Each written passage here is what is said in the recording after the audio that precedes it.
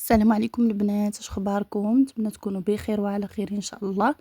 مرحبا بكم معايا في قناتي مطبخ سعد. فيديو جديد اليوم ان شاء الله نشارك معكم بريوات بالحشوه ديال البسطيله ديال الدجاج. كيجيو رائعين، مذاق الدجاج واللوز كيجيو رائعين خطيرين في المذاق. نبداو على بركه الله. بالنسبه للمكونات عندي هنا واحد الكيلو ديال البصله اللي قطعتها رقيقه، عندي واحد الدجاجه كامله تقريبا 2 كيلو اولا كيلو ونص. بالنسبه للكميه تقدروا ديروا الكميه اللي بغيتوا. عندي الزيت النباتيه والزيت البلديه واحد نص كاس تقريبا مخلط بيناتهم. عندي سكينجبير، الخرقوم، وعندي البزار، معلقه صغيره من كل حاجه. وعندي هنا واحد الضويمه ديال الزعفران، الا عندكم الزعفران شعره تقدروا ديروه. وعندي ضامه ديال السمن تقدروا تعوضوها بالسمن. وعندي راس معلقه صغيره ديال القرفه. درت هنايا درتها على البوطه، زدت عليها واحد القبيطه ديال القزبر ومعدنوس. كنحرك حتى يتشحر ليا داك الدجاج مع البصله وكتوزع ديك العطريه بيناتهم. وكنقص عليها كنخليها طيب على نار مهيله، ما كندير فيها لا ماء لا والو.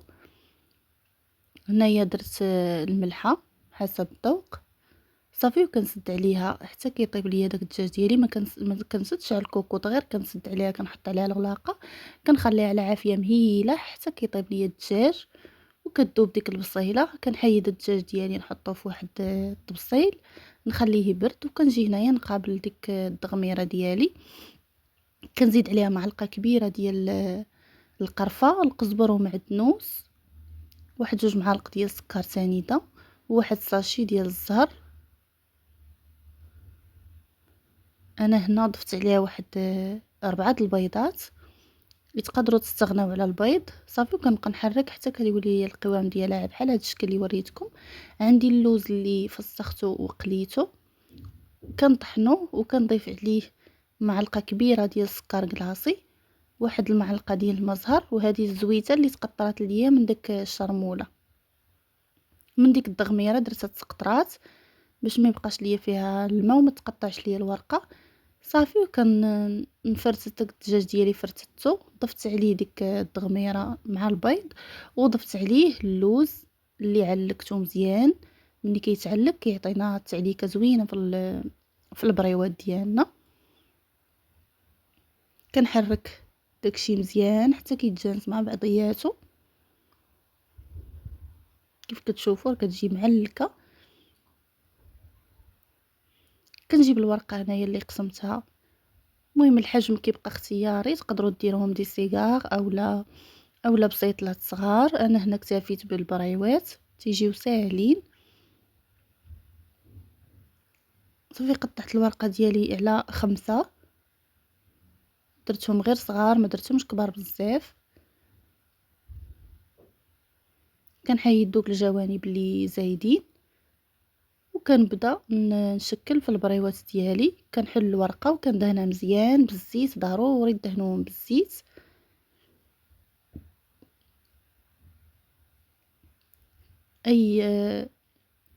اي وحده حليتها كندهنها مزيان بالزيت ونحطها حدايا باش كتجيني ساهله في الخدمه صافي. وكنحطهم كنستفهم وكندير العماره وكنلويهم على هذه الطريقه اللي واضحه معكم في الفيديو.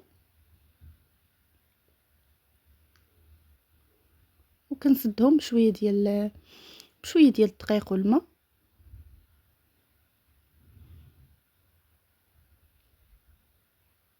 الا كنتو غديروهم في الفران كتحطوهم مباشره في الاناء في الطاوه ديال الفران بلا ما تحتاجوش تسدوهم بالماء والطحين.